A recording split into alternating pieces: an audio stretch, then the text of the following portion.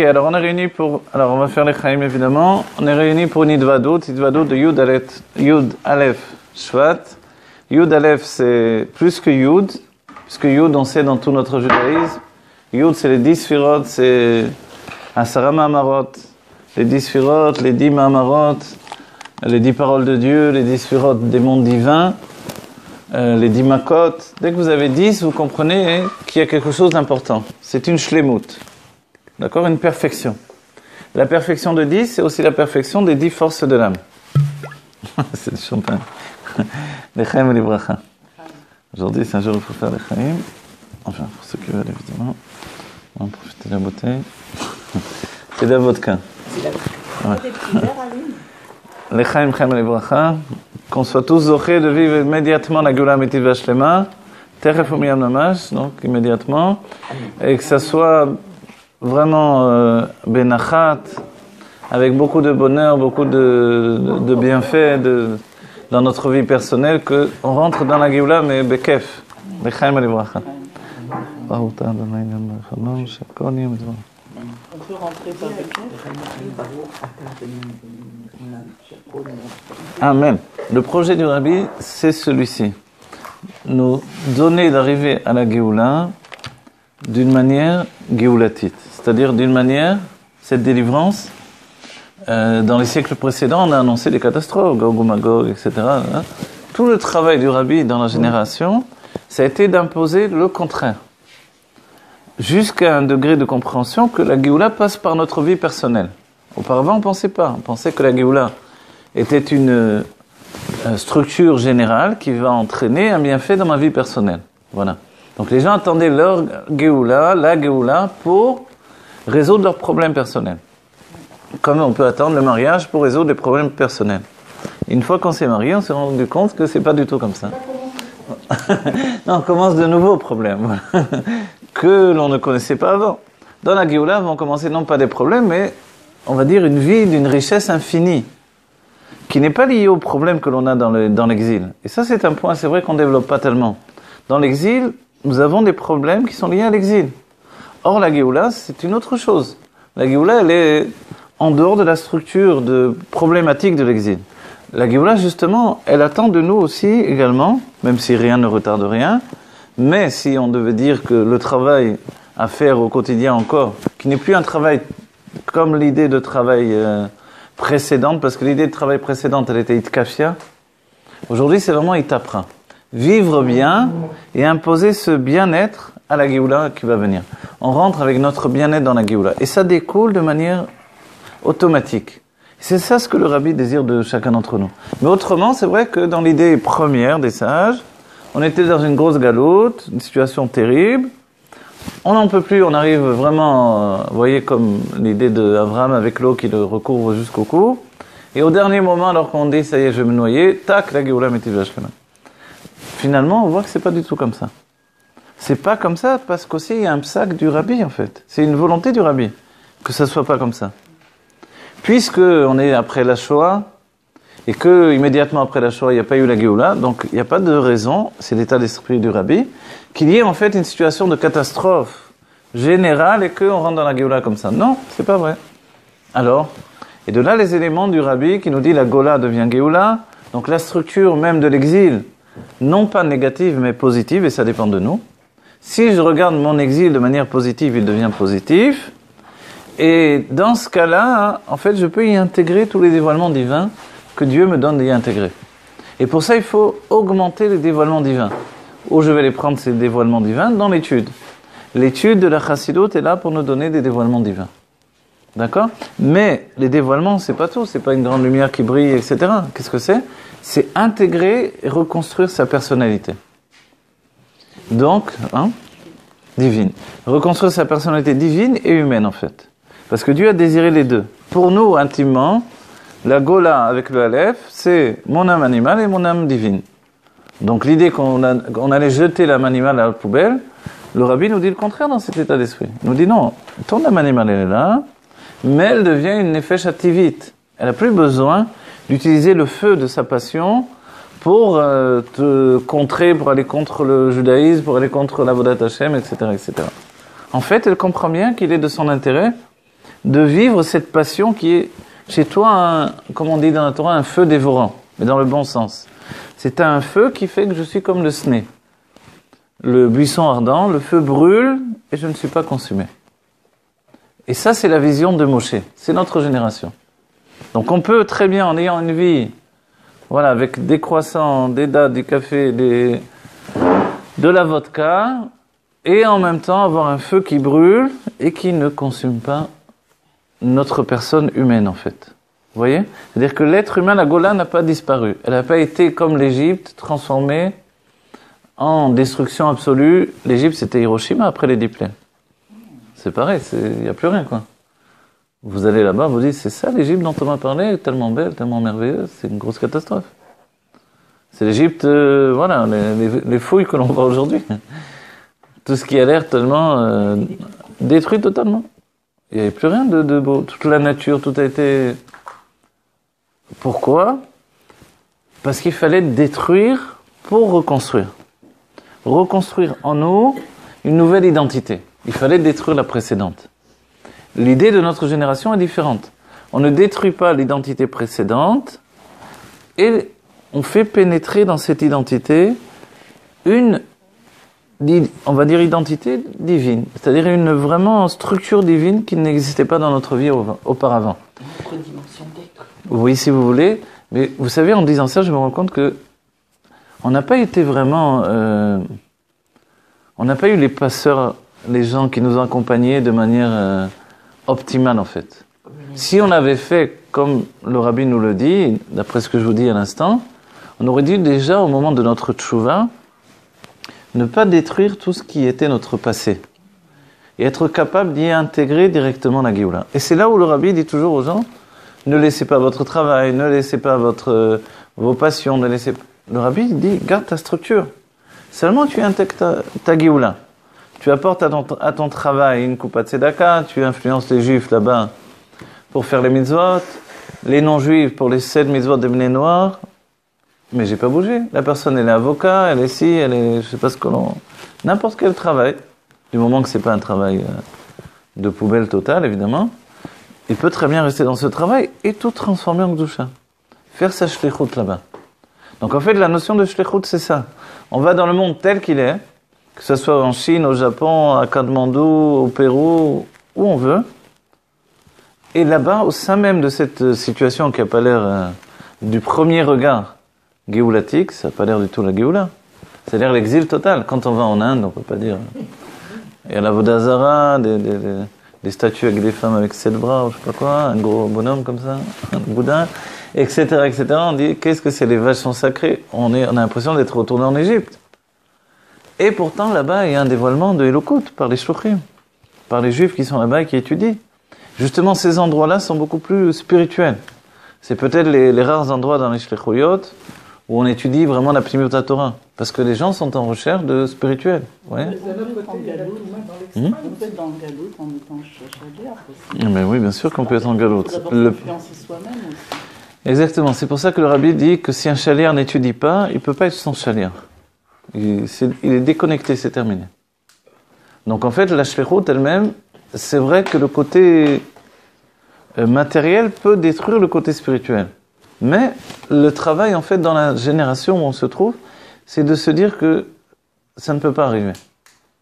C'est juste une chute temporelle. Et chaque chaliar peut se relever à chaque instant. Chaque chaliar, c'est-à-dire tout, le Rabbi a dit, on est tous des shluchim. Nous sommes tous des émissaires, y compris les non-juifs qui vont nous aider dans notre avodat Hashem. Donc en fait, on doit trouver un équilibre dans ce monde d'une manière absolue. Et cette manière absolue, elle n'est pas facile au quotidien. Mais on a des instructions. Par exemple, l'instruction qui est donnée dans notre paracha, c'est que quand on se retrouve devant la mer, vous vous rappelez la sikha du Rabbi qui dit qu'il y a 4 groupes qui se forment. Un groupe qui dit, puisqu'il y a Pharaon qui arrive, qui nous poursuit, on se retrouve devant la mer, donc on est pris entre deux étaux, je sais pas comment dire, entre un étau finalement, un étau c'est un truc, mais on est pris entre deux dangers. Qu'est-ce qu'on va faire? C'était pour ça qu'on est sorti d'Égypte. Pour se retrouver devant la mer avec Pharaon qui arrive avec 600 chars pour nous tuer, On va dire, c'est ça l'idée. Alors, chacun réagit à sa manière. Il y a ceux qui prient, commencent à prier Dieu. D'autres disent, venez, donc certains disent, venez tous, on va prier Dieu. D'autres disent, venez, on va faire la guerre à Pharaon. Ils sont courageux, c'est bien. La prière, c'est bien aussi. D'autres disent, non, non, non, il faut retourner en Égypte, on s'est trompé. On voit bien que c'est une erreur. Et d'autres disent, venez, puisque c'est comme ça, on va faire ce qui va arriver à une certaine époque, à Masada, on va se suicider. On va mourir. Et Moshe voit tous ces groupes-là, et voit que finalement, chacun a un avis qui tient debout dans sa manière de voir. Ceux qui pensent de se tuer, ça s'est déjà passé plus d'une fois dans le peuple juif. Plutôt que de tomber dans les mains des Romains, plutôt que de tomber dans les mains qui vont nous faire des choses terribles, violer les femmes, les filles, etc., venez, on va tous se tuer. Ça se tient ou ça se tient pas, c'est horrible, mais ça a été une pensée d'un instant. C'est ce qui s'est passé à Masada et d'autres périodes aussi. Les autres ont dit, mais vous ne comprenez pas qu'il faut prier Dieu? Venez, qu'est-ce qu'on fait? On va prier Dieu. Donc c'est une bonne chose, c'est une très bonne chose. Et notre vie, on peut la passer à prier Dieu finalement. Donc je prie Dieu, j'attends que ça se passe. Les autres qui disent, venez, on va retourner en Égypte. Alors ceux-là, c'est vrai qu'a priori, ils annoncent un échec. Mais dans l'idée qu'il faut faire de la Gola une Géoula, peut-être qu'il y a une idée positive là-dedans aussi. Venez, on retourne en Égypte. Et maintenant, on dit, ok, on est revenu, mais on voudrait maintenant installer des lois différentes. On n'a plus besoin d'être esclave, etc. Peut-être. Plus besoin d'être esclave, etc. C'est quoi le dernier groupe? Ceux qui disent, venez, on va quoi? Lutter. On va lutter, on va se battre. On va dire, c'est bien d'être combatif. On a vu les résistants, dans les résistants en France ou n'importe où, à Varsovie, il y a eu des juifs, il y a eu c'est pas vrai, même dans les camps, il y a eu des mouvements de résistance. On sait pas trop, mais ça existait. Alors on va dire, c'est bien sûr, ça démontre du courage. Ils n'ont pas peur des Égyptiens, au moins. Et Moshe voit qu'il y a une vérité dans tous ces niveaux-là, et crie vers Dieu. Et Dieu lui dit, Matitsak Elai, pourquoi tu cries vers moi? Et qu'est-ce que Dieu lui dit? Maintenant, il est temps d'aller. Avancer, je vous ai rien demandé, je vous ai pas demandé d'installer la Sanhedrin pour décider ce qu'il fallait faire, là. J'ai dit d'avancer, avancer. Et finalement, Dieu a dit, prends ton bâton et ouvre la mer. Et pour nous, c'est un enseignement dans notre vie. On se retrouve à une période où on peut dire, ça fait depuis maintenant combien d'années? Alors on annonce, on est les 70 ans de la Nessio du Rabbi. C'est magnifique. 70 ans, c'est la Shlemout des 7 Sfirot, les sentiments. Voilà, 70 ans. Donc, les 6 Sfirot de sentiments, les 6 influences des sentiments divins, Chesed, Gvura, Tiferet, Netzar, Od Yesod, et la Malchut, la 7e. Donc on peut dire, voilà, ça correspond au 7e millénaire. Et on peut le dire, ça nous encourage, et c'est, voilà. Et oui, effectivement. Ça se pourrait pas? Eh bien, bien sûr, ça se pourrait. D'autant plus qu'on attend la Géoula à chaque instant. Donc, on peut dire, voilà une correspondance. La Shlemou des 7 sentiments. Qu'est-ce que c'était l'exil? L'exil, ce sont les sentiments. Donc, il est certain qu'on a passé un cap, là. Et que, finalement, si on avait devant nous le rabbi qui nous aurait dit à chaque fois le Aleph-Bet, il nous aurait expliqué que on est passé au stade de la plénitude et la perfection des 7 sentiments et que ça y est, on est déjà dans la révélation de la Géoula, etc. Voilà. Aujourd'hui, quoi. Hein? Aujourd'hui, exactement. À partir d'aujourd'hui, on passe à un stade différent, absolument, oui. Et exil, c'est pas que des sentiments. L'exil, c'est pas que des sentiments. Ah, d'accord, j'ai compris. Je vais vous expliquer. D'après la Kabbalah, l'exil, ce sont les sentiments de Zeir Anpin. Qu'est-ce que ça veut dire? Ce sont les sentiments des mondes divins. Qui, en Égypte, c'est ce qui se passait, et aujourd'hui, c'est ce qui se passe également. C'est pour ça que c'est 7 millénaires, vous voyez? 6 millénaires, et le 7e, c'est la Géoula Ametit Vashlema. Ok? Pourquoi les sentiments? Les 6 jours de la semaine et le Shabbat. Le premier jour, c'est Chesed, ça représente la générosité, l'amour. Deuxième jour, c'est Gvura, c'est la crainte. La Gvura, c'est la rigueur. Tiferet, c'est l'équilibre entre les deux. Netzar, c'est la sûreté, la sécurité. On a une force tout à coup dévoilée très puissante. c'est le bitachon dans l'âme. Le Hod, c'est la tmimut, la candeur, la perfection également, d'un certain point de vue. L'innocence qui nous permet d'être comme Yaakov, qui peut tout intégrer, même le travail de Esav. Yesod, c'est cette force d'influence, c'est-à-dire d'intégrer tout ce qui a précédé et d'être en phase de pouvoir le dévoiler. Et la Malchut, qui est le Shabbat, c'est la révélation de tous ces niveaux. Comme on est parfait dans tous les niveaux précédents, comme Yaakov Avinu, dès qu'il a eu le Yesod, il a eu Yosef, il a dit, ça y est, on peut se confronter à Esav. C'est-à-dire à l'inconscient. On n'a plus peur de l'inconscient. Parce que mes sentiments sont réparés. Je n'ai pas de crainte dans les sentiments, tout est affermi. Comme il est sûr que c'est construit, dans ce monde et dans les mondes divins, alors il n'y a plus d'exil chez lui. Il est dans un état de Géoula absolu. Donc il peut rencontrer maintenant les sources mêmes de la chute et de l'exil, qui se dévoilent avec toute leur puissance dans Esav, et il peut les combattre.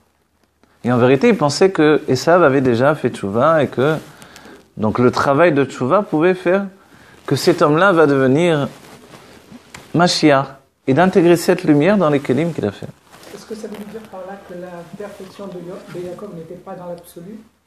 Pourquoi Esav n'a pas fait tchouva? C'est deux sortes de perfection. Il y a la perfection du tzaddik et la perfection du Baal Tchouva. Et Yaakov n'avait pas sur lui la perfection du Baal Tchouva parce qu'il n'était pas un rachat. Comme il n'était pas un rachat, il n'avait pas une netia pour le mal, un attrait pour le mal, donc il ne connaissait pas cette structure-là. À chaque fois qu'il a dû faire quelque chose de tordu, on l'a poussé. C'est pas lui-même qui a voulu les faire, les choses tordues.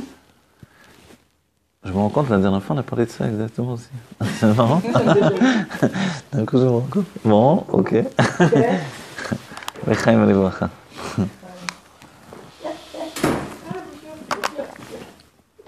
Alors c'est vite, hein? Si je commence à me répéter, il est temps d'arrêter là. Oui, J'étais pas là. Non, c'est parce que c'est des klalim d'explication qui sont importants. Bon, ça fait rien. Hier, j'ai entendu que les chassidim, ils n'ont pas... Bonjour, ils n'ont pas cette notion de dire kvar shamano. Oui, il faut lutter contre ça, de dire on a déjà entendu. Les rabbis me répètent constamment la même chose. Par exemple, même on dit à Hanouka, ils répétaient les mêmes histoires qu'on avait entendues l'année dernière et l'année d'avant. Les enfants, par exemple, quand vous vous habituez à raconter des histoires aux enfants, ils aiment entendre des nouvelles histoires. Mais c'est des enfants. Ouais. Et nous, voilà. Et nous, alors, on va toujours trouver des nouvelles histoires. Et ils veulent les bonnes histoires. On manque de patience sur ça. Mais dans la Torah, c'est les shanen répétés. Mais moi, j'ai horreur de me répéter en principe. Je viens de me rendre compte que j'ai dit la même chose. Alors, il faut faire attention. Oh, quoi qu'il en soit, on va avancer. Sur 6 et 7, vous avez bien compris. Si on atteint le niveau de 70 ans, c'est une shlemut, c'est une perfection, c'est certain. C'est au-delà des idées des dates, telle date, telle... Ici, c'est vraiment simple. 70 ans de Nessiou du Rabbi. Pour nous, n'oubliez pas, le Nassiador, c'est toujours le même, puisqu'il nous dirige toujours, donc il n'y en a pas un nouveau. Et dès le moment où on a accepté qu'il n'y a pas un nouveau Nassiador, on rentre en Géoula. C'est important. Puisqu'on n'a pas de nouveau Nassiador, et que ce Nassiador s'est désigné comme Mashiach, de la génération une Mashiach Bichlal, totalement, donc on rentre dans cette Géoula de désigner qui est Mashiach. Et c'est important pour nous, plus que pour le Rabbi lui-même. Le Rabbi sait depuis longtemps qu'il est Mashiach. Mais le travail, c'est de nous-mêmes, de dire je veux le Mashiach maintenant, c'est d'immédiatement le désigner, vous voyez? Et de passer dans une nouvelle situation. La situation de révélation, justement. Le Gilouï, le dévoilement. Et ça, c'est la Malchut. Donc tout notre travail, c'est de prendre tout cet exil et de l'intégrer dans sa maturité dans la Malchut. Voilà, le Rabbi a fait le travail maintenant. On a travaillé avec lui. Depuis Gimel Tammuz, on a commencé un petit peu à se bouger quand même. Avant, on était plutôt en observation du travail du Rabbi. Et puis, on faisait exactement ce qu'il nous disait à la lettre. Et puis, depuis Gimel Tammuz, alors, il y a eu un renouveau. Forcément. Il y a aussi cette notion de finir les sentiments avec Gimel Tammuz. Gimel Tammuz Zayin. Ah, d'accord, bravo. Et en plus, ouais. Oui, alors il faut le citer. Kol Omer Torah B'Shem Amru Mevi Geula Laolam. Non, pas du tout ça. Le Rotenchen a répété entier. Alors voilà. Alors, donc il a dit Gimel, Gimel, c'est Gimel Amochin. les Mochin. Tammuz. Tammuz. Tammuz, ça veut dire se sont terminés les Zayn, les 7. Et voilà. Et là, on peut dire on a totalement terminé alors. Effectivement. Donc là, on est dans une situation. Le Gimel, évidemment, les 3 Mochin, et puis les 7, les 70 années qui correspondent à Hashlemut. Ok. Maintenant, dans l'instant présent, nous, on se configure pour recevoir la Géoula. Pour se configurer pour recevoir la Géoula, il faut passer le cap de notre propre révélation de Géoula. Et ça, c'est la génération du Rabbi. La génération du Rabbi Melech HaMashiach, c'est une génération où chacun s'investit de manière intime dans la Géoula. C'est-à-dire, comme, on va dire, j'allais dire en hébreu Kodem Kol, mais à commencer par le fait d'arranger sa propre vie, d'essayer de trouver le chemin qui nous correspond. Et je reviens à la base, l'enseignement, on se retrouve devant la mer, les 4 avis, Dieu a dit, va tout droit. Va tout droit, ça veut dire quoi? Ben, rentrez dans la mer. Si le chemin, c'est la mer qui est devant vous, allez dans la mer également. Mais la mer, on a dit que jusqu'à présent, dans la Chassidut, par exemple, on dit que les eaux nombreuses, ce sont les eaux de la Parnassa. Ce qui nous tient, nous retient, nous entraîne, pour beaucoup d'éléments dans notre vie, c'est la Parnassa. Ce qui fait les disputes dans les couples, en dehors des disputes avec les enfants, c'est la Parnassa. Ce qui fait le joug de l'exil sur nous, c'est la Parnassa. Et là, on nous dit, vas-y, jette-toi dans l'eau. Et l'eau, ça représente justement les eaux nombreuses, Ménoa, c'est les eaux de la Parnassa. En fait, il faut comprendre que le Rabbi nous a dit, avance, n'aie pas peur. Ne prie pas, c'est-à-dire ne cherche pas à être quelqu'un d'autre finalement. Ne cherche pas une autre situation que la tienne. C'est dans ta situation que tu dois avancer. Et ça, c'est important pour nous parce qu'on peut penser à chaque instant, venez, on remet les pendules à l'heure, venez, on recommence tout, venez, on va faire un autre métier, on va faire une autre chose, on va... etc., etc. Ça va jusque-là? Vous comprenez ce que l'on dit là? C'est une vadoute, hein? C'est un peu plus cool. Pas tout à fait compris. Pas tout à fait compris. Avancer, ça veut dire souvent, hein, dans la situation de Parashat Beshala, c'est que confronté à la difficulté, alors on veut faire des tas de choses qui sont autres que celles qui étaient prévues. Celles qui étaient prévues, c'est qu'on avance. Par exemple, pour nous, les chassidim de manière générale, et au pratit, c'est pas grave, c'est la vie dans le XXe siècle. Une fois, j'étais dans une chose, je crois que c'était Rosh Hashanah, on était dans le minyan, tout à coup, il y a un téléphone qui a sonné. Il y en a un qui est sorti. Attends, je sors tout de suite. Tout le monde a rigolé. Ça peut arriver, ne vous inquiétez pas. C'est notre génération, ça, non? Alors, ça veut dire avancer. Avancer parce que c'est ce qu'il faut faire. Pour nous, les chassidim, ça veut dire avancer malgré que vous avez pu penser que il y a lieu d'abandonner, il y a lieu de chercher un autre rabbi, parce que certains ont cherché un autre rabbi, certains ont abandonné. Il y a de toutes sortes. Alors, c'est là parce que... Mais c'est ceux qui sont retournés en Égypte. Ils sont retournés là-bas, et ils sont... Non, entre guillemets, non, c'est une image. Ils sont pas retournés en Égypte. C'est une image, mais voilà... Il y a 2 de France, 2 qui étaient des mashpim de France, qui sont devenus des... Le mot avancer, il n'est pas mal. Il aurait dû dire continuer. Ah, continuer. Avancer, ça dénote quelque chose... Oui, mais là, c'est Veïsaou. Alors, c'est voyager, si vous voulez. Mais continuer, c'est l'amshir. Non, continuer, ce qu'on a fait avant, on continue maintenant. Sans l'oublier, il n'est pas à l'autre. Oui, mais vous pouvez faire sans avancer, vous voyez? Il y a plein des rabbins qui continuent voilà. à 5 ans. C'est ça. Voilà. Vous pouvez faire... Non, voilà, vous pouvez faire sans avancer. C'est pour ça, le fait de Veïsaou, le fait de... Ouais. Il y a un mouvement, oui. Avancer, il y a un mouvement, exactement. C'est ça, ce mouvement qui ouvre la mer, il ne faut pas l'oublier. Avancer, c'est quoi? C'est que justement, il y a aussi l'occasion de dire, bon, on va regarder les informations, on va attendre que ça se passe, quoi. Parce que les rabbis m'ont dit, la Géoula va être annoncée dans le journal, dans la télévision, on va attendre. Et c'est vrai qu'il y a aussi ce genre de spectateurs, chassid spectateurs. Alors, ça c'est une difficulté. La difficulté, elle est qu'il est dit d'avancer. Avancer, ça veut dire de progresser, forcément. Avancer pour le peuple juif, pour aller en Eretz Israël, c'est l'Erlecha, sors de toi-même, sors de tes limites, Donc tu avances toujours. Il faut faire un changement. Ah, de ne pas faire de changement, ça veut dire, dans l'instant présent, confronté à la difficulté, je peux dire, je vais faire autre chose. Oui, c'est Ouais. ce qu'il faut faire, autre chose. Non, ce autre chose, c'est pas autre chose comme on l'entend. On va essayer de préciser alors. Par exemple, je sais pas.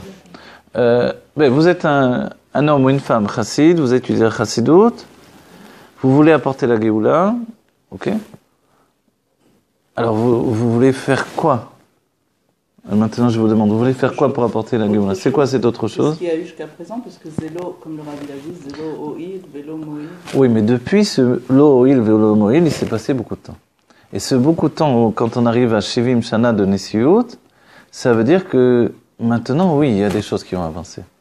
Maintenant, à droite, à gauche, intimement, il y a des choses qui se sont transformées. La transformation jusqu'avant Gimel Tammuz, c'est-à-dire tel que c'était à Kor Nissan, c'est qu'il n'y avait pas de transformation humaine en fait. Il y avait des chassidim structurés qui s'attachaient à la chassidout et au rabbi, mais il n'y avait pas cette avancée humaine qui, voilà, se jeter à l'eau personnellement. Ça, c'est donc Voilà. chez le juif, c'est pas shoot. Ça peut pas être chez les. Alors là, ce que vous pouvez dire, le rabbi a parlé de ma génération et la génération précédente. C'est vrai que c'est lié aussi aux balei tshuva ou ceux qui étaient des chabanikim de maison. Alors les balei tshuva ou les chabanikim de maison, il peut y avoir une différence. C'est vrai que souvent il s'est fait un choix. C'est pas grave, c'est de la musique enfant. Il s'est fait un choix, et ce choix, c'est vrai que dans le fait d'être machériste ou pas machériste, etc., ça a occasionné de prendre position également. Ceux qui étaient des chabanikim de maison, ils pensaient tous que le rabbi était Mashiach. Confrontés à Gimel Tammuz, je vous en prie, c'est pas grave. Confrontés à Gimel Tammuz, beaucoup sont retournés en arrière. D'accord? Aujourd'hui, on parle de tout ça, ok? Peut-être pas l'idée qu'on devait parler de ça, mais puisque ça vient sur le tapis, ils sont retournés en arrière parce que ils étaient tellement dans un feu de Géoula imminente que confronté au lendemain, comme celui qui a fait Tchouva, il n'est pas capable de vivre de nouveau. Donc il s'est dit, c'est terminé. Ils ont éteint les feux, ils se sont mis en veilleuse, et puis ils ont continué. La shlichut, sans augmenter en fait, on va dire l'énergie personnelle. Et c'est des gens qui sont à moitié morts, d'un certain point de vue. Et on peut le voir. Ceux qui sont machéristes ont l'idée que le rabbi les dirige toujours, les autres aussi le pensent, mais les autres le pensent peut-être comme un tzimtzum presque kepshuto, malheureusement. Le tzimtzum kepshuto, c'est que à la création du monde, Dieu s'est retiré. Le tzimtzum sheno kepshuto, c'est que Dieu est toujours là. Au contraire, nous sommes englobés dans le Maor, dans le luminaire. En tant que lumière qui est jaillie du luminaire, nous sommes englobés dans le luminaire. Donc ça, c'est la différence de notre génération. Dès que l'on a pris sur nous l'idée que notre Rabbi est vivant, qu'il est Mashiach, qui nous dirige, qui nous construit et qui nous donne la bracha à chaque instant dans notre vie. Et ça, c'est très important. Donc le Yud Aleph Nissan, évidemment, en plus de Yud qui est la perfection, que l'on a pu obtenir avant Gimel Tammuz également, ou avant même Yud Aleph Nissan, à partir de Yud Aleph, on a une nouvelle perfection qui n'existait pas. C'est celle de Yaakov et Esav conjugués. Ou Rachel et Léa conjugués également. C'est à la fois les sphirotes avec le Keter et le Da'at. Et ça nous démontre combien il faut travailler de manière différente. Et s'il y a un changement, c'est là où il se passe. C'est dans la conscience. Comment on travaille de manière différente? C'est-à-dire que même si je fais la même chose, parce que je ne vais pas mettre les tefilines à l'envers tout à coup. Je dis, tiens, je vais le mettre de l'autre côté pour changer. Non. Les tefilines sont toujours du même bras, je fais toujours les mêmes gestes, etc. L'action, a priori, elle est toujours la même. Qu'est-ce qui a changé profondément? C'est que je suis passé de Yud à Yud Aleph. Ce changement de génération, il est essentiel. Alors, on revient. Yud, c'est les 10 sphirotes. Où on compte le Keter, où on compte le Da'at. Chez Chabad, on a décidé de compter le Da'at. Les autres ont pensé compter le Keter. Le Rabbi a voulu que ça soit Yud Aleph pour que l'on commence à intégrer les deux. De là, le comportement du Rabbi qui est semblable au comportement des Admorim des autres Chassidouyot, alors qu'avant, non, c'était pas le comportement des Rebbeim. Recevoir des gens, leur donner $1, distribuer du vin, du gâteau, ça c'est les Admorim de Pologne qui font ça. Pas les Chassidim Chabad, et pas les Admorim de Chabad. Donc son comportement, tout à coup, c'est celui d'un roi. Et ce roi, ça inclut l'idée du Keter. Et comme on est Chabad, c'est aussi le date. Alors, en d'autres termes, ça veut dire, les termes du Rabbi, rentrer les rods de Tohu dans les kelim de Tikkun. Les kelim de Tikkun, c'est le date. Les rods de Tohu, les lumières du Tohu, donc les lumières de folie, si on veut, et là on va parler de la folie par rapport au Baté Legani, c'est justement ces choses qui nous dépassent. C'est-à-dire il faut vivre aujourd'hui, en prenant conscience que nous sommes en relation avec le Yud Aleph, il faut vivre avec son inconscient et son date. Grandir son date pour qu'il soit un réceptacle pour intégrer l'inconscient. Et en fait, le secret, c'est que toute la Chassidut Chabad a été construite de cette manière-là. Depuis toujours. Et que le Rabbi, compte tenu de tout ça, évidemment, il y a de quoi ne pas comprendre le comportement des Chassidim. Donc en fait, c'est vrai qu'on nous demande beaucoup de choses.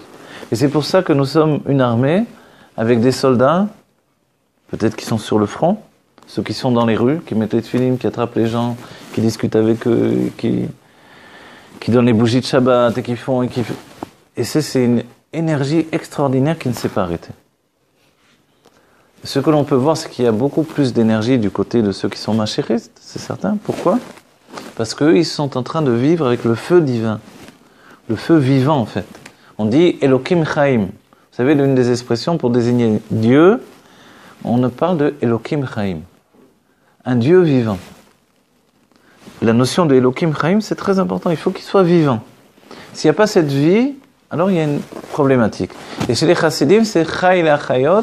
Je dois être vivant de manière à vitaliser les autres également. Donc ça, on le découvre. Tout autant, notre roi, il est toujours vivant.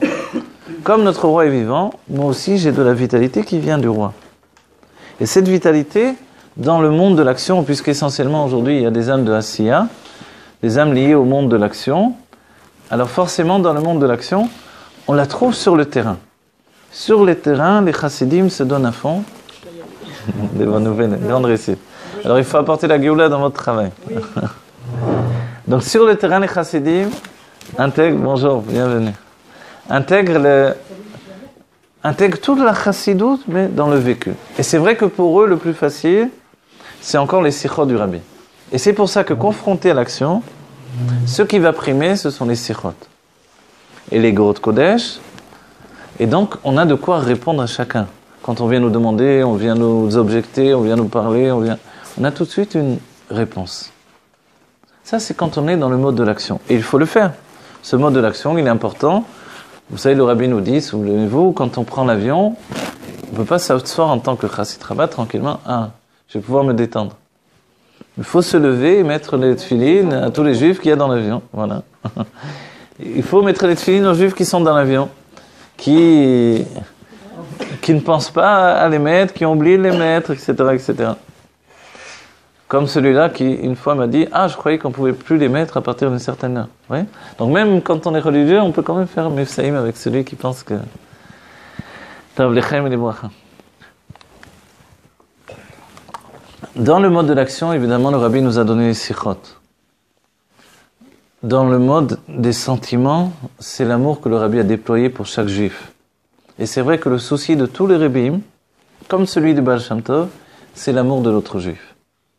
Si je n'ai pas d'amour de l'autre juif, toute la chassidoute, qui veut dire chesed, amour, je peux tout laisser tomber. Je ne vais pas dire jeter la poubelle, mais je peux laisser tomber la chassidoute si je n'ai pas d'amour pour l'autre juif.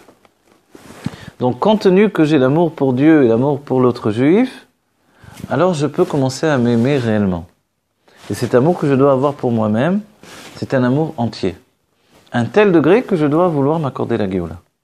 Et pour ça, il faut commencer à vivre avec ces deux extrémités, l'inconscient et le da'at à la fois. Yud Aleph, Yud, les 10 sphirot, Chochma, Bina, Veda'at, Chesed, Gvura, Tiferet, Netzar, Od Yesod, Malchut. Ça veut dire l'intellect, les sentiments et l'action concrète. Ça inclut la parole. Et le da'at, c'est-à-dire que je comprends les choses. On va dire, ok, mais il manque quelque chose quand même. Qu'est-ce qui manque ? Ici, on a la structure d'un tzaddik, peut-être d'un Benoni, mais on n'a pas le shtut de Gdusha. Et tout l'enseignement, le Mahama, transmis par le Rabbi Rayat, son Rabbi, le Bati Legani, le Mamar que cette année on reprend sur la haute tête, c'est le sujet des Krashim. Et les Krashim, c'est le Keresh. C'est le sujet du Mishkan. Et dans le Mishkan, il y avait les Hatzé Shittim. Les Hatzé Shittim, c'est ces bois qui viennent. Shittim, c'est aussi un endroit que l'on va rejoindre par la suite. On n'avait pas rejoint encore cet endroit, donc en fait, ici, le Mishkan, lui, il est fait de Hatzé Shittim de la Shon Shtut. Le Shtut, c'est le Shtut, a priori, la folie du monde. La folie du monde, on peut la trouver de partout. Les gens sont habillés avec des habits déchirés. On dirait, il faut être fou pour payer des habits déchirés. Ah non, mais il est plus cher un jean déchiré qu'un jean pas déchiré. Et voilà. Et voilà. Qui plus est, ils ont des boucles d'oreilles de partout, etc., etc. Voilà. Donc en fait, il y a un shtut que l'on voit clairement. Dans le monde de la musique, dans le monde, etc., etc. Du cinéma, le monde de partout. Voilà. Shtut, ça veut dire la folie. La folie de l'autre côté, du côté du mal. Et en réalité, la Torah, la Chassidut nous dit qu'on n'a pas de kelim contre la folie. On n'a pas vraiment d'armes contre la folie, en vérité. On ne peut pas la combattre. Parce que la folie ne vient pas nous parler sous le biais de la logique. Il n'y a pas de logique, donc en fait, comment on peut la combattre? C'est seulement quand on a nous-mêmes cette folie. Mais cette folie, de notre côté, notre travail a été de la transformer en folie de Gdusha. Le Shtut de Gdusha, c'est exactement le sujet du Mishkan. Et le Rabbi nous dit dans la haute tête de ce Mahamar, donc on étudie cette année, qu'en fait, les Amodim, les Krashim, ce sont les Amodim, ce sont les colonnes. Les colonnes, ces Krashim représentent finalement la situation d'être comme les Srafim, Sheomdim Ima'alo, qui se tiennent au-dessus du Adam Ayoshev Alakissé, au-dessus même du monde de Bria, et ceux qui se tiennent au-dessus, les Srafim, les anges les plus élevés, qui se brûlent d'amour pour Dieu, qui peuvent même atteindre le monde de Hatzilut, nous dit le Rabbi. En fait, le juif, il doit savoir qu'il est supérieur à ces anges-là. Comment on peut être supérieur à ces anges-là? Seulement quand on intègre à notre date, c'est-à-dire notre conscience et notre ordre de vie, l'ordre des choses depuis l'intellect, on intègre également la folie. La folie, c'est pas non plus d'être fou furieux, évidemment. La folie, c'est de ne pas se prendre au sérieux. Et d'être capable de faire une grimace au destin. D'être dans une situation où on est joyeux même s'il n'y a pas lieu d'être joyeux. Vous voyez? Cette situation où finalement, on l'a vu avec David Ameller. David Ameller s'est quelquefois retrouvé dans des situations terribles. Et au lieu de se laisser aller à la tristesse, alors il s'est mis à danser. Il s'est laissé aller à la joie. Et en fait, ce comportement-là, c'est celui qu'il faut avoir aujourd'hui à chaque instant. Et seulement comme ça, on a la force de contrer la folie de l'autre côté. Et ça nous donne aussi une arme qu'on n'avait pas précédemment. C'est celle de ne pas avoir peur de la folie de l'autre côté. Dans les siècles précédents, dès qu'il y avait trop de folie affichée, on en avait très peur. Il y a 50 ans en arrière, on avait peur. On avait peur de ça. Sorti de la Shoah, le peuple juif était terrifié, confronté à la folie des Goïm. Même si, a priori, c'était des gens très ordonnés, très tikkun, très date. Les Allemands sont rentrés dans une folie meurtrière et on n'a pas pu leur opposer quoi que ce soit. Dieu a décidé tout ça, mais au renouveau de tout ça, confronté à ça de nouveau, de confronter à la peur de la folie des Goïm, qu'est-ce qu'on peut leur opposer? On n'a rien à leur opposer dans notre structure intérieure. Et là seulement la folie de Gdusha. Et cette folie de Gdusha, c'est de ne pas se prendre au sérieux, tout en étant très sérieux. Pour ça, il faut du date, de la tmimut, du hod, et en même temps d'avoir un mouvement de vie ininterrompu. L'echaim livracha, que Dieu bénisse chacun, chacune, qu'il n'y ait que des brachot, une idvadut, c'est avant tout de se réunir, d'être ensemble. Et quand on est ensemble, alors on se bénit les uns les autres, et on souhaite à chacun vraiment que tout ce qui était fermé, tout ce qui était bloqué, aujourd'hui s'ouvre. Amen. Et que dans nos vies personnelles, puisque la Géoula elle passe par nous personnellement, bien que rien ne retarde la Géoula aujourd'hui, surtout aujourd'hui, alors on comprend que dans nos vies personnelles, on doit atteindre notre Géoula. Alors je souhaite que chacun ait vraiment une Géoula personnelle, un équilibre dans nos vies, dans nos situations, dans tout, que ce soit dans la vie intime des cœurs et la vie intime des comptes en banque et la vie intime de tout, si Dieu veut. Lechaim Levracha. Alors, hier j'ai été à une Hitvadut. Je vais vous raconter un peu aussi cette Hitvadut. C'est bien de raconter des Hitvadut en Hitvadut. Une Hitvadut d'Israéliens, c'était sympathique. Et il y avait un chaliar. Alors, on a tous, avec la pluie, tout le monde, on a tous les chapeaux complètement. Le rabbi a dit que quelqu'un lui a demandé est-ce qu'on prend un parapluie quand il pleut. Le rabbi a dit quand il y a la bracha, on ne met pas de chatzitza. On n'empêche pas la bracha de venir sur nous. Et de ce fait-là, les chassidim Chabad, ils ne mettent pas tellement ils ne se protègent pas. Ils ne mettent pas de sachet plastique sur le chapeau. Et donc, ils ont tous des chapeaux défoncés. Et même le rabbi, des fois, il y a des photos, on voit le chapeau défoncé par la pluie, en fait. Parce qu'on a vu le rabbi, quelquefois, rester sous la pluie, continuer à enseigner. Donc, hier, il y avait une Hitvadut très sympathique. Et il y avait un jeune chaliar En fait, son nom, il s'appelle... j'ai demandé le nom. Non, il s'appelle Elephant. C'est curieux, il n'avait pas une trompe ou des grandes oreilles. Et voilà, il était un jeune homme très bien. Il s'appelait comme ça, curieusement. Je me suis demandé, Elephant, ouais, je me suis demandé d'où venait ce nom-là. Je ne connais pas. Peut-être que, puisque les racines des noms, ça vient de métier, de ci, de là, allez savoir. Peut-être dans sa famille, il s'occupait d'éléphants ou quelque chose comme ça. Du coup, le nom est resté. Comme les noms des villes et comme d'autres noms, vous voyez. Il a raconté quelque chose qui était sympathique. Pour essayer d'entraîner les gens, évidemment, à se bouger, etc. Et également à sortir en Mifsaïm. Il a raconté quelque chose. Les femmes n'entendent pas ces genres de paroles. Je vous le dis aujourd'hui par rapport aux femmes.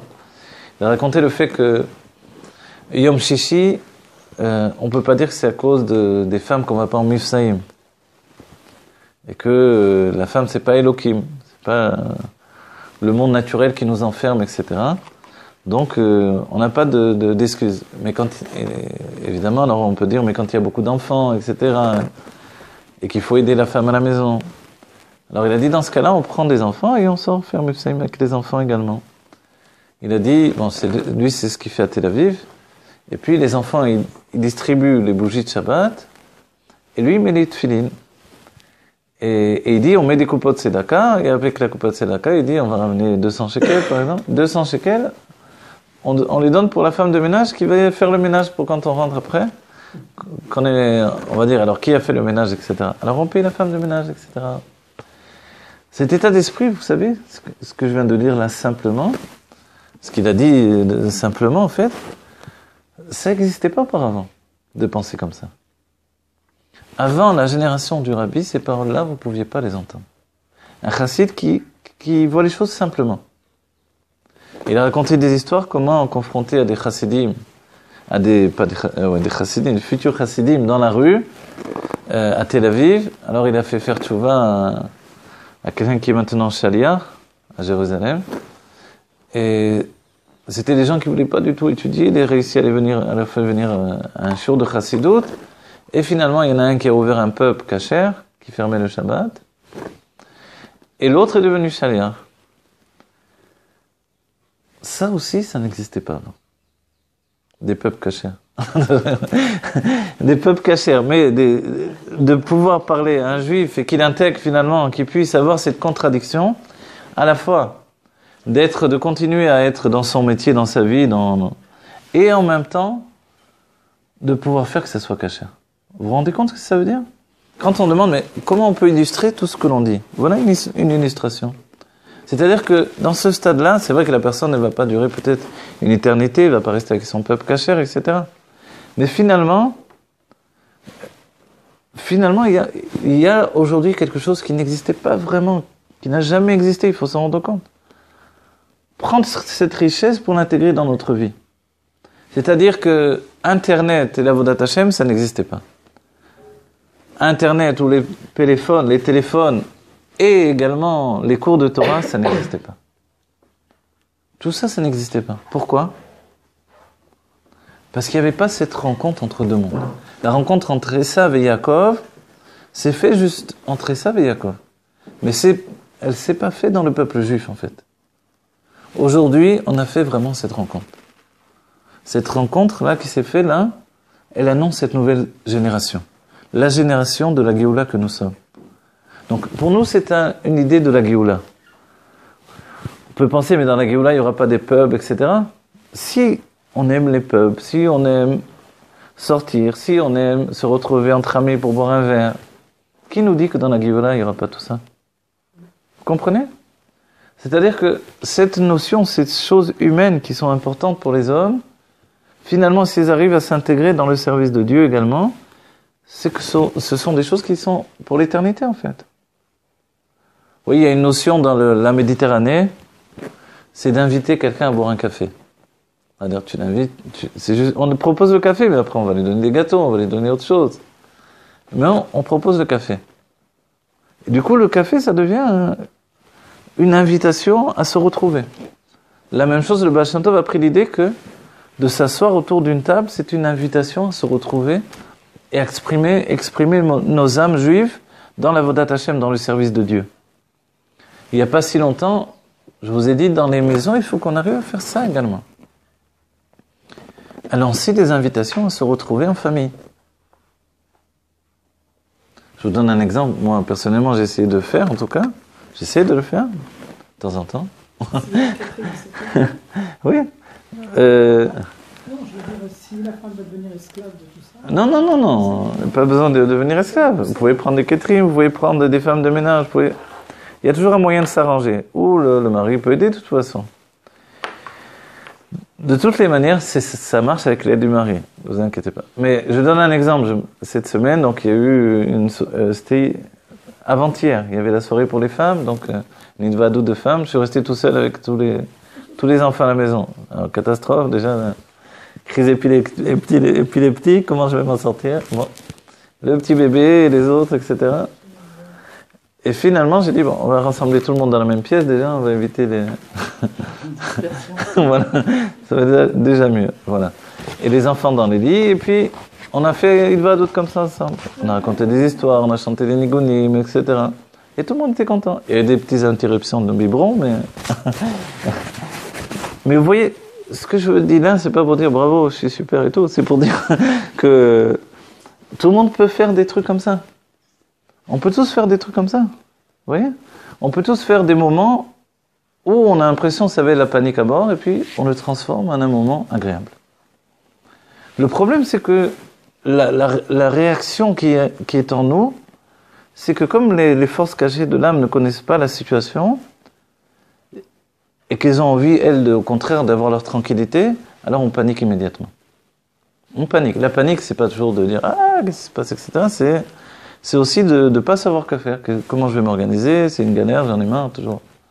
Mais si on prend ça du bon côté, de se dire « Mais, vous voyez, c'est comme, je sais pas comment vous dire. Vous avez un invité surprise qui arrive, que vous n'avez pas prévu. Maintenant, les gens téléphonent, mais auparavant, ça se faisait beaucoup dans les générations passées. Alors, il faut le prendre bekef. Vous l'accueillez bekef. Ce moment que Dieu vous envoie, il est important, en fait. Vous vous rappelez le sroud d'Avraham Avinu, qui a eu pas d'Avraham Avinu, le père du Baal Shem Tov, qui s'appelait Avraham, je crois. Non, je sais pas. La mère s'appelait Sarah, en tout cas. Le sroud du père du Baal Shem Tov, d'avoir donné naissance au Baal Shem Tov, c'est grâce au fait qu'il a accueilli un invité, Shabbat, qui s'est très mal comporté. Jusqu'au bout, qui priait pas, qui dormait, qui faisait rien, qui était... Et jusqu'au bout, il a été poli, il a vraiment tout fait pour le kef de l'invité. Et finalement, avant de partir, l'invité, il a dit, je suis Eliyahu Hanavi. Puisque tu m'as tellement bien accueilli, etc., je vais te bénir que tu es un enfant qui va éclairer le monde, etc. Ça a été le Baal Shem Tov. C'est-à-dire, en vérité, nous, on doit se rendre compte qu'à chaque moment de notre vie, il peut y avoir quelque chose qui va naître de ce que l'on fait. Mais notre tort au quotidien, c'est ça, c'est d'être pressé, de vouloir tout organiser, de vouloir tout gérer, et de dire j'ai pas le temps pour les uns, pour les autres, j'ai pas le temps pour moi-même. Et comme ça, on ne se donne pas de temps pour étudier, on se donne pas de temps pour prier, on se donne pas de temps pour être avec la famille, les enfants, avec les amis. Finalement, on a le temps pour rien. Et c'est dans cet ordre d'esprit que Dieu préserve. Seulement après 120 ans, on trouve le temps d'avoir du temps. Mais auparavant, on n'a pas de temps. Alors l'idée, elle est quoi ? Elle est simple. Puisque aujourd'hui, nous sommes liés avec le Rabbi dans une transformation humaine que le Rabbi attend de chacun d'entre nous, l'idée, elle est que nous devons intégrer la Ahavat Israël comme un sujet principal de notre vie. Et la Ahavat Israël, ça inclut aussi l'idée que je dois m'aimer suffisamment moi-même pour étudier la Chassidut de manière profonde. Pourquoi ? Pour accéder vraiment à une vitalité que je n'ai pas encore. Cette vitalité nouvelle qui vient des mondes divins. Que j'ai pas encore, entre guillemets. Que j'ai pas encore à l'instant où je vous parle, là. Que j'ai besoin d'acquérir au moment où je l'étudie, comme un niveau supérieur qui va venir. Se rajouter encore et encore. Tav lechaim, chaim lebracha. Faites les chaim entre vous, là. Vous savez comment... c'est ouvert déjà. Comment le Baal Shem Tov a transformé en fait le judaïsme. Il est venu leur dire que on avait le droit de rire, on avait le droit de chanter. C'est ce que dit le Rabbi Rayatz. Avant le Baal Shem Tov, le judaïsme pensait qu'on ne pouvait plus rire, on ne pouvait plus chanter. Grâce à ce simple éclairage du Baal Shem Tov, on peut rire, on peut chanter, le judaïsme s'est transformé. Aujourd'hui, on fait le même travail. On doit venir voir chacun, en particulier lui dire, tu sais, tu peux rire, tu peux chanter.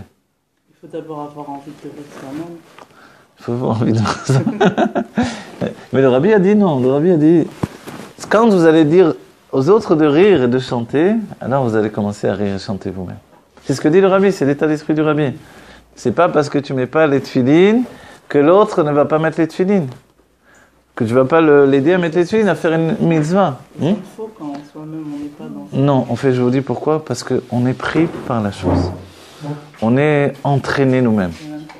C'est ça le secret des mufsaïm, c'est ça le secret de l'amour que l'on a pour l'autre. On ne peut pas vraiment s'aimer soi-même si on n'aime pas vraiment les autres. On ne peut pas aimer les autres si on s'aime pas. Oui, c'est vrai, c'est que Maïm apanim lepanim, ken leva adam l'adam. Il n'y a pas de commencement, justement. Non, pas Mais comment tu c'est bon, tu fais la messière. Ouais. D'après le Rabbi Rayatz, c'est d'abord l'amour des autres qui va entraîner un véritable amour sur soi. Ouais. Amour des autres, ça veut dire quoi ? Un, c'est l'accepter tel qu'il est. Ça, c'est le véritable amour. L'amour, d'après l'Admor HaZaken, ça passe par le fait de réfléchir sur l'autre, sur ses qualités. Or, la première chose que l'on voit d'une personne, c'est ses défauts. C'est comme ça. L'être humain est fait de manière automatique. Il est fait d'une manière où, hop, il voit les défauts. N'importe qui, un étranger, hop, les défauts. Ça montre déjà qu'on ne s'aime pas si on voit les défauts des autres. D'accord, c'est pour ça que je dis, il faut bien commencer. Qu'on ne s'aime pas. On ne s'aime pas, c'est certain. Vous savez, si on s'aimerait véritablement, on se serait déjà accordé la Géoula totalement à nous-mêmes, on aurait provoqué la Géoula Mitiv Vashlema. Donc c'est sûr que, c'est pour ça que la chose n'est jamais vraiment dans un stade par quoi on commence. On a déjà commencé, c'est certain. C'est très difficile, donc oui, non, c'est très difficile, bien sûr. c'est un peu évident de notre génération d'acquérir. C'est très difficile, mais c'est pour ça que c'est un avoda. Et c'est pour ça que c'est une mitzvah. C'est une mitzvah, n'oubliez pas. Comme faire Shabbat, comme le fait d'aimer l'autre juif, c'est une mitzvah. Mais on nous dit comme toi-même. Ve'afta l'eracha kamocha, c'est vraiment une mitzvah. Ou ve'afta et Hashem elokecha, c'est une mitzvah aussi. Et vous vous rappelez les paroles de l'Admor HaZaken, il nous dit j'aime ou j'aime pas, on ne va pas m'obliger. On ne peut pas m'ordonner d'aimer. Il nous dit, alors qu'est-ce que ça veut dire ? Ça veut dire réfléchir. Si on réfléchit, c'est sûr que ça peut se transformer. Et je vous donne un exemple. Un mari et une femme viennent me voir un psychologue, catastrophe, etc. Qu'est-ce qui ne va pas ? Non, en quoi je peux vous aider ? Commence à se hurler dessus, etc., etc. Alors, tout le travail, qu'est-ce qu'on fait ? C'est d'essayer de montrer à chacun qui est l'autre. C'est-à-dire que tout à coup, quand ils se réunissent avec une tierce personne, ils sont capables tout à coup de se voir différemment. Il faut les laisser sortir le tout, il faut que ça sorte. Donc ça crie beaucoup, ça sort beaucoup de nerfs, etc. une fois que tout est sorti, alors ça commence à descendre un peu. Alors là, il faut essayer d'établir en fait une observation mutuelle qui est positive. Sinon, on ne peut pas bouger quoi que ce soit. Il faut que l'un et l'autre commencent à se regarder de manière positive. C'est-à-dire que l'homme commence à voir les qualités de sa femme et la femme commence à voir les qualités de l'homme. Et ça, en fait, on va le prendre. En fait, on va le prendre de toutes les disputes qui ont précédé. Dans les disputes, on entend des qualités qui sortent. Il faut les prendre, les ramasser. Et ces qualités-là, maintenant, il faut donner à l'un et à l'autre d'en prendre, on va dire, connaissance. Mais connaissance, c'est-à-dire, tout à coup, d'en prendre conscience, en fait. La vie au quotidien fait qu'on n'en prend pas conscience. C'est ça notre problème. Après, le Rabbi Rayatz également, ça commence par l'autre. En fait. Le Rabbi Rayatz, il écrit mes fourrages. Il écrit que, en fait, on se rend compte. Mais ça revient à ce que vous dites, mais c'est juste... Il n'y a pas de commence pas, il n'y a pas de fin. Je vais vous le dire. L'amour, c'est l'expression de vie, en fait. C'est vrai que l'amour, on va dire, qu'est-ce que c'est l'amour? Regardez, il y a plusieurs niveaux. Pour le Shidur, on dit Meshirat Lev. Si à Meshirat Lev, on continue un Shidur. Okay? Meshirat Lev, c'est quoi? C'est pas non plus le coup de foudre Roméo-Juliette, qui finit très mal d'ailleurs. Non, c'est quoi alors? C'est d'avoir envie de revoir la personne, tout simplement. D'être bien avec elle et d'avoir envie de la revoir. S'il n'y a pas cette envie de la revoir, alors bon, même si ça correspond bien, il vaut mieux pas continuer, parce que ça va mal finir. Ok. Donc, Meshirat Lev, c'est déjà l'envie d'être ensemble. Ok. Quand on a cette envie d'être ensemble, c'est déjà un premier niveau de proximité, d'amour, si on veut. L'amitié entre les amis, c'est l'envie d'être ensemble également. Mais, alors on peut différencier l'amour de l'âme animale et l'amour de l'âme intellectuelle. Et l'amour de l'âme divine. Il y a 3 niveaux d'amour, vraiment. L'amour de l'âme animale, c'est que, finalement, l'autre m'apporte des choses dont j'ai besoin. Et ça devient vite une dépendance. Et là, c'est vrai que c'est assez nocif. Mais ça ne veut pas dire qu'on ne les aime pas, les amis de notre âme animale. C'est vraiment ce qu'on appelle, nous, les meilleurs amis. La plupart du temps, c'est les amis de l'âme animale. C'est ceux avec qui, c'est comme des frères. Avec qui, vraiment, entre guillemets, on a fait les 400 coups, on était ensemble, on a rigolé, on a dit les pires bêtises, on a fait... Voilà. Parce que ils donnent une satisfaction à mon âme animale. Mais je m'aperçois, tout au moins quand je veux me transformer, je veux grandir, et par le biais de la Chassidut Rabbah, on se rend compte de ça, je m'aperçois que je suis attaché, lié. Lié, plus que lié, je suis enfermé, enchaîné. Et effectivement, c'est là où ça devient très nocif, c'est qu'il y a une sorte de dépendance qui fait que je m'en sors pas. Et l'autre, finalement, utilise cette dépendance pour... m'entraîner vers lui, du genre allez viens, laisse, etc. C'est les problèmes aussi, par exemple, dans notre génération, on voit beaucoup de ça. Des jeunes hommes ou moins jeunes hommes qui se marient, ou même les jeunes filles, je sais pas, moins peut-être, mais en tout cas du côté des garçons, on voit beaucoup ça, qui lâchent pas leur copain. En tout cas, voilà. Bon, je sais pas ce qui a été enregistré, pas enregistré, on va pas tout répéter quoi qu'il en soit. L'idée, elle est dans la base même aujourd'hui, on va dire de la psychologie ou dans la chassidut. Si l'on n'a pas d'amour et d'estime de soi, on ne peut pas aimer et estimer les autres. C'est certain. Mais dans l'idée de qui commence par quoi, en fait? Alors, le Rabbi Rayatz, et c'est le derrière de la Chassidut, de dire l'amour de l'autre précède l'amour que j'ai de moi-même. Mais c'est comme toujours l'idée, comment je peux enseigner avant d'avoir appris? Vous voyez? Le Rabbi dit, si tu veux apprendre quelque chose, enseigne-le. C'est la même idée. Mais attends que je l'étudie, comment tu veux que j'enseigne? Je ne vais pas étudier moi-même. Alors, ça, c'est l'état d'esprit. Et comme tout à l'heure, là, tu veux que l'autre y mette les tefilines, mais lui. Mais moi, je ne mets pas les tefilines. Mais ça dérange quelque chose? Tu peux lui mettre à lui.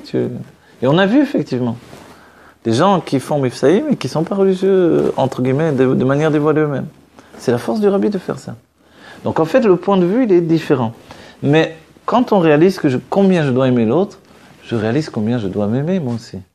Et quand on réalise qu'aujourd'hui, notre épreuve unique, parce qu'il n'y a plus d'épreuve en réalité, c'est de commencer à intégrer la Géoula dans notre vie.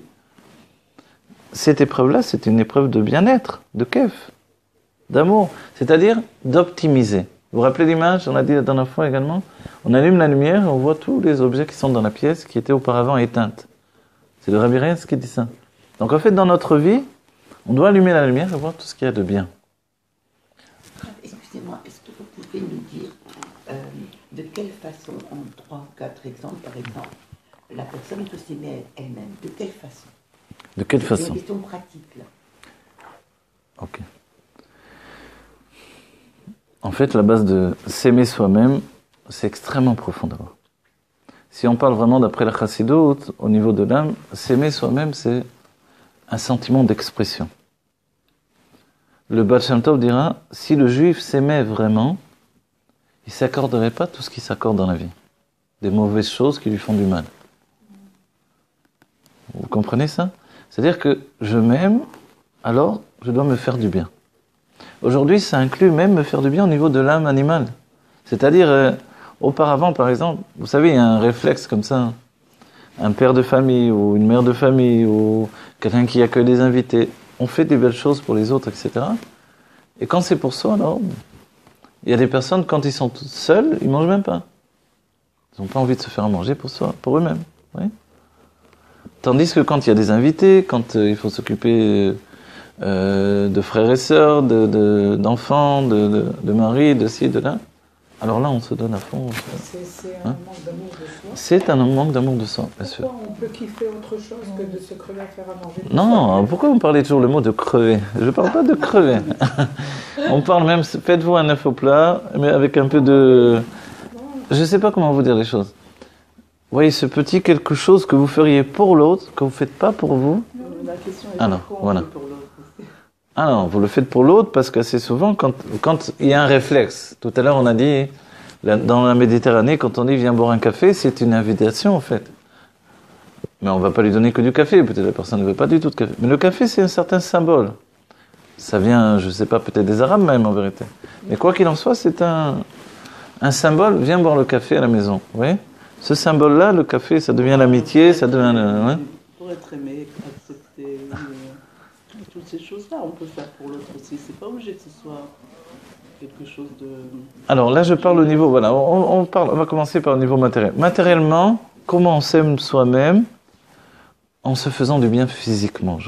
Je vous le dis parce que peut-être pour les femmes, c'est pas trop un chidouche, mais pour les hommes, sachez que c'est un grand chidouche. Pour les hommes, dans l'idée du Tanya, on ne peut pas se faire du bien, c'est pas possible, vous voyez. Se faire du bien, c'est-à-dire j'aime ça, je vais me donner ça, c'est-à-dire, ça y est, là, tu as chuté, tu es vraiment une poubelle. Hein. Ah oui. Ah oui. C'est-à-dire, normalement, rien n'a d'importance pour toi. Donc tu manges ça ou tu manges ça, comme l'histoire du tzaddik. Une femme lui mettait une soupe tous les soirs et un jour il a pris... elle n'avait pas le temps, elle avait mis de l'eau et du savon pour laver l'assiette. Il a pris l'eau, le savon et il a cru que c'était la soupe. En réalité, vous voyez, c'est dans l'état d'esprit. Et s'il s'aperçoit que c'est de la soupe, que c'est de l'eau, du savon, ah, il a un problème celui-là. Vous voyez ? Dans les chassidim, c'est comme ça. Mais avec le temps, la génération, finalement, on voit qu'on n'est plus ces chassidim-là. Et que des fois, on a des coups de déprime où quand je me fais un petit plat qui va me donner des forces, et qui va me faire du bien, et qui est bien présenté. Les sages disent, on mange d'abord avec les yeux. Ils nous disent qu'un aveugle n'est jamais rassasié. Pourquoi ? Il ne voit pas. Quand vous allez dans les grands restaurants, 2 étoiles, 3 étoiles, c'est quoi tout le truc ? Vous avez une grande assiette comme ça, avec un petit truc dedans. Il vaut mieux manger avant, ou vous sortez prendre un sandwich après. Parce que... En tout cas, c'est bien présenté. C'est tellement joli, etc. Ils mettent des fleurs, des ci, des là. Ouais, c'est un chef-d'œuvre, le plat. Imaginez, grâce à ça, ils ont obtenu leurs étoiles. Okay ? Puis il y a des solutions chimiques, etc., pour obtenir les formes, les températures, etc. On va dire tout ça, pourquoi ? On est déjà rassasié rien qu'en voyant déjà la chose qui arrive. C'est tellement beau. Ok ? Donc, si je m'accorde au niveau physique un bien-être que je ne m'accordais pas auparavant, ça veut dire que je m'aime. Donc pour l'autre également, je dois vouloir ce bien-être. Maintenant, il y a une agdara intellectuelle, une précision intellectuelle. Qu'est-ce que le véritable bien-être ? C'est là, dans notre génération, quand même, on remet les pendules à l'heure. C'est-à-dire qu'aujourd'hui, on se rend compte que, confronté à un monde de plus en plus, on va dire, chomri, mais dans le mauvais sens, de plus en plus chimique, on va dire. Le bien-être, c'est un bien-être organique. Il faut retrouver quand même des choses qui nous donnent une bonne santé. Donc m'occuper de moi aujourd'hui, ça veut dire aussi m'occuper de ma santé. D'accord? Donc je ne peux pas m'aimer et me laisser mourir à petit feu parce que c'est pas important. Mais des personnes pensent que c'est pas important, ils sont pas importants. Et donc ils vont s'occuper des autres, vont faire mais sur une fèche pour leurs enfants, c'est la fin du monde, etc. Mais pour eux-mêmes, ils en ont rien à faire. Et ça, c'est pas bien. Il faut commencer à le faire. Mais sachez qu'on a tous cette graine-là en nous. Moi, je sais que je l'ai, je sais que d'autres l'ont, etc. Vous voyez? Pourquoi elle fait ça? Pourquoi la personne a fait ça? Parce que d'abord, elle a pas un regard porté sur elle-même. C'est naturel, le regard il porte sur les autres, naturellement, vous voyez? Donc, être capable de se regarder et de voir ses propres besoins, on n'a pas toujours. Quand vous allez au mikvé des hommes, vous vous rendez compte, bon, pas quand vous allez quand un homme va pardon, excusez-moi, quand un homme va au mikvé des hommes, mais les hommes, ils ont plein de champignons dans les pieds, ils ont plein de champignons sur le corps, vous voyez, c'est une catastrophe. Vous dites, faut vraiment que j'y aille pour faire plaisir à Hachem, quoi. Mais c'est une catastrophe, c'est-à-dire personne ne se soigne, vous voyez, de temps en temps, il y en a quelques-uns qui... C'est ça, une culpabilité, d'où ça vient ça? C'est un je m'en foutisme sur l'être personnel. C'est-à-dire, l'être est en action. Chez l'homme, par exemple, l'homme est en action, il ne prend pas le temps de s'arrêter sur lui-même. Donc, il n'a pas le temps de s'occuper de lui, en fait. Et comme l'amour, il est tendu vers les autres, alors oui, il fera beaucoup de choses pour les autres. Par exemple, il y a une période, maintenant ça commence à se transformer, heureusement, où les shluchim s'occupaient du monde entier, mais pas de leur famille. On est arrivé à ce stade-là. Donc dans les familles, les femmes se plaignaient, que ça allait pas, etc., et que les enfants étaient abandonnés, et les shluchim s'occupaient du monde entier. Ok. Jusqu'à ce qu'il y ait une reprise de... Aujourd'hui, cette année, ils ont même dit, faites des divadoyot en famille. Vous voyez? C'est-à-dire qu'il y a une prise de conscience qui est... Voilà, les rabbanim commencent à... De ne pas penser à soi, de penser aux autres. C'est vrai, et maintenant, l'état d'esprit s'est transformé. Et c'est vrai que le rabbi a fait donner le premier mouvement d'aller vers les autres, d'aller s'occuper des autres, etc. Donc ils ont pris la chose telle qu'elle. Les hommes sont très tout ou rien, quoi. Donc tout ou rien, voilà. Donc il faut s'occuper des autres, on s'occupe des autres. Donc sa femme, c'est comme lui. Donc ils sont dans l'état d'esprit. Comment tu peux penser à toi? Comment je peux penser à moi alors que les autres ont besoin de nous? Il y a des enfants qui disent pas le chemin, etc. C'est vrai, là, c'est pas faux.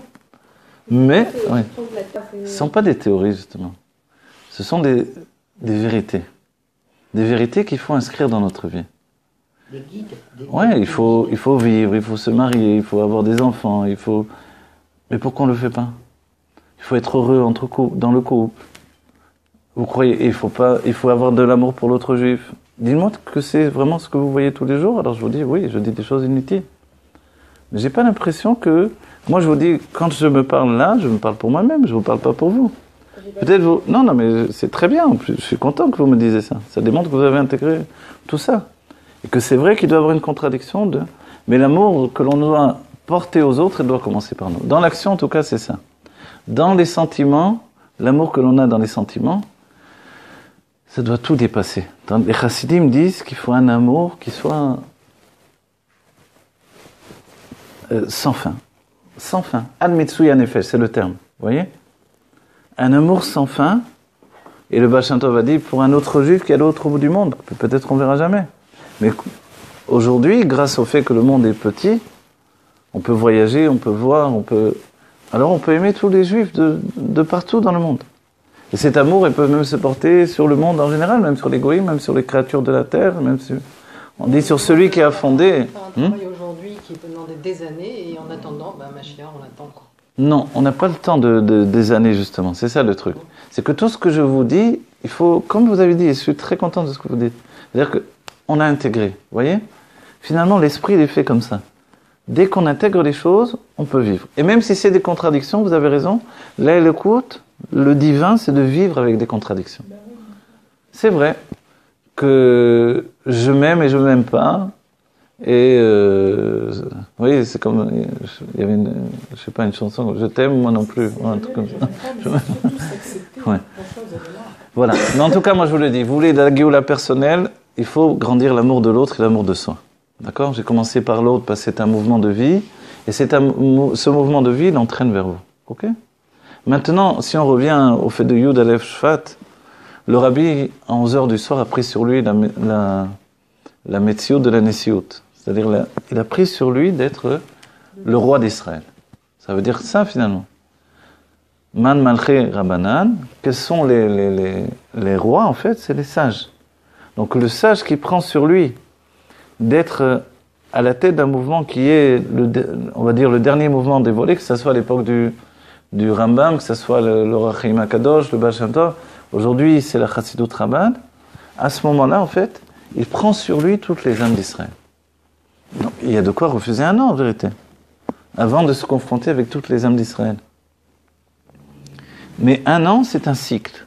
Et plus d'un an, le rabbi lui rajoute encore un an et un nouveau jour qui commence.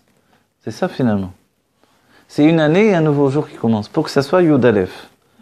Yud Aleph, parce que c'était 11h du soir, c'était déjà le jour Yud Aleph, et non pas le Yud, et le rabbi est né le Yud Aleph. Donc le Yud Aleph, c'est toute notre histoire aujourd'hui. Et on l'a dit, ça correspond exactement à ce que le rabbi nous dira plus tard, les rois de Tohu dans les Kelim de Tikkun. Donc les rois de Tohu, c'est vraiment ces lumières qui nous brisent, mais qui s'intègrent dans des Kelim. Et ces Kelim, c'est notre vie en fait.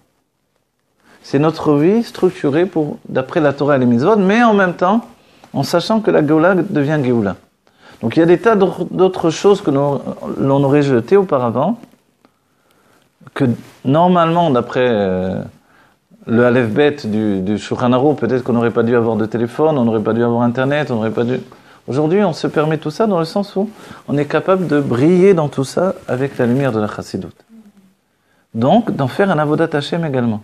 Tout ça, ça devient mon Avodat Hashem.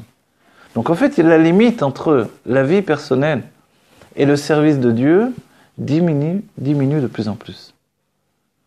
Et ça, c'est ce qui est extraordinaire. Et vous en rendez pas compte, mais quand des femmes font maintenant tous les jours, on peut citer Dvoralea qui tous les jours diffuse tout le chitat, etc., et les paroles du rabbi, etc. En fait, c'est comme un hiton, c'est un journal qu'elle a fait. Mais avant, quand on sortait une sikha, le rabbi a encouragé à faire ça. C'était un travail immense. Et ça va toucher des juifs dans leur maison. Quelqu'un est déprimé, il ouvre, il voit une lettre du rabbi, une parole des rabbis, mais ça lui apporte de la chaleur dans le cœur. Et il commence la journée différemment. Tout est différent en fait. Cette faculté de toucher chacun. Notre amour de l'autre juif est concret de cette manière-là. C'est-à-dire que si je fais des choses pour l'autre juif, c'est concret. Puisque j'ai fait quelque chose de ma vie. Donc chacun d'entre nous doit se demander qu'est-ce que je fais encore pour l'autre. Vous voyez Esther, ce que vous écrivez sur je ne sais pas si vous le faites encore, je crois pas. Oui, voilà. Ah bravo. Alors ça c'est très bien, faites-le parce que c'est de la Vat Israël. J'ai eu des applaudissements, mais je ne peux les pas envoyer. Ah voilà, c'est pour ça que je vous demande si vous le faites encore. Donc, c'est de la Vat Israël. Le travail que vous faites pour chacun, Aline qui continue les cours, et vous, je ne sais pas exactement ce que vous faites, mais je suis sûr que comme tous les jours, vous faites plein de choses dans votre vie. Et vous aussi, je ne sais pas, mais vous faites plein de choses. Et même, on va dire, celui qui fait rien de manière générale, il le fait de manière particulière. Et ça, c'est la génération du rabbi. Il n'y a plus de juif qui vit pour lui uniquement. On va dire, mais on a dit qu'il fallait s'aimer soi-même. En fait, c'est ça l'amour que l'on a de nous-mêmes. C'est d'être capable d'être dans un mouvement de vie. Le côté négatif des mauvaises nouvelles qu'on entend aussi et qu'on lit tous les jours sur ces différents groupes. Néanmoins, tout le monde fait Tehillim, tout le monde se mobilise pour faire un jeûne pour celui-ci, etc. Et c'est vrai que ça fait partie de Havat Israël. Bien sûr. C'est la solidarité, c'est la hardout. Donc même si c'est malheureusement des mauvaises nouvelles, mais en même temps, on voit qu'il y a quand même un soulèvement aujourd'hui de hardout et de Havat Israël pour essayer d'aider l'autre, qui fait que ça aussi c'est l'amour de l'autre. Exactement. Pensez avant, qui c'est qui prenait des décisions de diffuser la Torah? C'était seulement les rabbanim. Qui disait faites des télim? Seulement les rabbanim. Ouais. Et maintenant, regardez, n'importe qui, n'importe quelle femme, n'importe quel homme, n'importe quelle personne, même un enfant peut-être, je ne sais pas, on ne va pas donner Internet à tous les enfants, mais tout à coup, tout le monde est capable d'agir sur le monde. Vous vous rendez compte? De manière automatique. immédiate. Et ça, c'est une preuve de Géoula Mitiva Shlema, en soi. C'est automatiquement l'amour que j'ai pour l'autre se concrétise.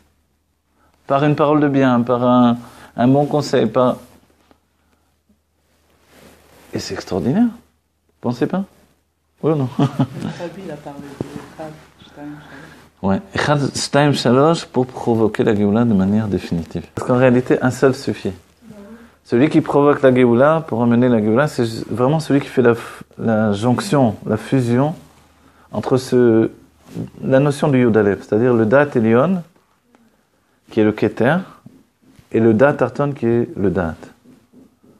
C'est-à-dire le Dat, c'est ma résonance de vie, comment je vois le monde, comment je suis quelqu'un de sérieux, comment je suis pas un fou, Tout à coup rentre cette conscience que tout est Dieu. Je ne vais pas me comporter de la même manière quand tout est Dieu. Puisque tout est Dieu, ça inclut que je suis Dieu également. Et que les moindres parcelles de vie, c'est Dieu. Vous vous rendez compte, tout est bousculé. Il n'y a plus de réalité telle qu'on la connaît. La réalité a été explosée. Mais pourtant, il y a des kélim, et ces kélim, tout à coup, je me tourne, je cherche, et je vois que ce sont les kélim qui étaient faits pendant l'exil. Vous vous rendez compte, c'est extraordinaire quand on y pense. Tout va être explosé, donc les lumières divines vont être, comme dans la paracha de Bo, une notion de priya, de déchirure des lumières. La parsa entre le monde de Hatzilut et le monde de Bria va être déchirée, les lumières vont se jeter, pas simplement les lumières de Hatzilut, les lumières de Hatik, du Keter. On va être inondé de lumière, les Tarar Amodéor, dont on explique justement le Rabbi dans le Batelegani, c'est 620 colonnes de lumière qui sont autour de nous, on va les voir de nos yeux, mais le monde va être déchiré par les lumières. C'est marrant, les goïms sont en train de parler que le 21, ça veut dire lundi, Oui. Tou Bishvat, ils disent Tou Ah, Bishvat, Tou Bishvat, ouais. À Tou Bishvat des Juifs, Ah bon? il y aura une lumière énorme. D'abord, il y aura une éclipse lunaire, Ah bon? et il y aura un dévoilement énorme de lumière qui va descendre dans le monde. Ah bon? Qui dit ça? Ce sont des... Des goïms. Oui, ben, comme ils disent que l'année c'est 1769, quand on additionne ça fait 28, et 8 et 2, 10, ils disent maintenant Echad, ils disent Echad, il va descendre sur terre. Et ce sont des goïms, vraiment Ah oui? des chrétiens qui Ah parlent oui? de ça. Bon, ben voilà. Mais il parle de, c'est marrant, de Tou Bishvat. Tou Bishvat, Et là, mais Tou voilà. Bishvat. Tou Bishvat et Giar, Et Chagaïlan. donc, ils se sont tous unis, le monde entier, des goïms, Ah, c'est vrai? en France à 6h11, tous pour être unis devant cette lumière qui va descendre. Ah bon? Unis, c'est-à-dire ils vont faire quoi? Ils vont méditer sur cette lumière. Ah. Ils ont une méthode. Mais il va y avoir une lumière physique que l'on va voir? D'abord, oui, il y aura une éclipse lunaire qui a jamais eu depuis dans ce siècle. Ah. Une éclipse de quoi? Du soleil, de la De- lune? de la lune. De la lune. Qui va durer très longtemps. Ah ouais.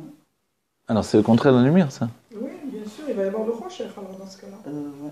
Là, il parle de lumière. D'accord. Ok. Donc après, peut-être, ça va... C'est la être... lumière, C'est peut-être pas donc, physique alors. Ah non, ouais, peut-être pas physique dans ce cas-là, ouais. On s'en sort. Mais le rocher, c'est la vraie lumière, c'est l'essence. À moins qu'on voit le soleil en pleine nuit, alors là, c'est J'ai bien. pas tellement écouté, mais j'ai vu ça et Lumière. c'est marrant. On Vous a avez la parlé belle de lumière ça. de la lune samedi soir, non? Bon. Tov, Lechaim Lebracha. En tout cas, regardez, à nouveau, je répète, l'Aïd Vahadut, aujourd'hui, c'est un jour où on se réunit avec le Rabbi pour prendre sur nous des forces particulières. Ces forces particulières, ce sont ces contradictions, effectivement. La contradiction qui définit la signature de Dieu, le paradoxe. Le paradoxe, c'est l'être divin et humain à la fois, pour nous. C'est quelque chose qui n'a jamais été pris en conscience comme dans notre génération. Jamais. Et ça, c'est tout à fait nouveau. Et c'est pour ça qu'on se rééduque totalement, en fait, à une idée humaine qui n'existait pas. L'alternative pour la bonne santé et pour être en harmonie avec soi, etc. Ça pullule dans tous les sens. Hein. Exactement. Et le monde veut ça, que ce soit juif, non juif, le monde va vers cette direction-là. Parce qu'il y a un désir de bien-être qui n'a jamais autant été désiré. Et ça correspond à l'idée de Géoula. Le pshat de la Géoula, c'est le bien-être. On va être bien, c'est terminé, on arrête de souffrir. Et le Rabbi a dit, c'est pas simplement la souffrance du juif qui s'arrête, mais celle du non-juif, et des animaux, et des végétaux, et même du règne minéral. Tout va s'arrêter de souffrir. quand tout s'arrête de souffrir, finalement, c'est le bien-être absolu. Alors, qu'est-ce qui se passe à ce moment-là? C'est la révélation absolue. Pourquoi on arrête de souffrir? Parce que le Créateur est totalement révélé. La souffrance, en fait, elle vient du voile. Nos problèmes psychologiques, tout vient du voile, en fait. En vérité, nos problèmes psychologiques, de manière absolue, ne peuvent pas être résolus dans l'exil. Parce qu'il y a toujours ce voile qui persiste. Et qui fait que, quoi que l'on fasse, par la chassidoute, par exemple, on grandit la conscience. Mais la conscience grandit la douleur, on ne peut pas dire le contraire. On a des moments d'exaltation très forts, mais quelquefois on a des moments de chute très intenses également. Parce qu'on ne voit pas forcément les choses avancer. Parce que l'avancement, il est intérieur. Et on voudrait qu'il explose à l'extérieur. Bon, là, voilà, c'est ma bracha que ça explose à l'extérieur, que le changement qui est vécu à l'intérieur soit vraiment prouvé à l'extérieur. C'est-à-dire que le monde s'est transformé réellement, que tous les juifs sont riches, qu'ils sont tous en bonne santé, et même tous les hommes de bien, on va dire, sur la terre, et les animaux, etc. On ne voit plus un lion courir derrière une gazelle, c'est terminé. Et vraiment, parce qu'en vérité, même si, disons, on est tous heureux, on va se promener dans la nature, on voit les animaux qui s'entretuent, on va pas être heureux totalement. Donc ça aussi, ça fait partie de notre bonheur. Mais c'est pas que le fait d'être en bonne santé et d'être riche. Ah non, pas du tout. Là, je parle au niveau statique, on va dire. Si, mais c'est déjà pas mal. Voilà. C'est déjà bien, mais n'oubliez pas que l'essentiel, pourquoi le Zohar dit, pourquoi on veut la Géoula? Pour libérer la Shrina qui est prisonnière de l'exil.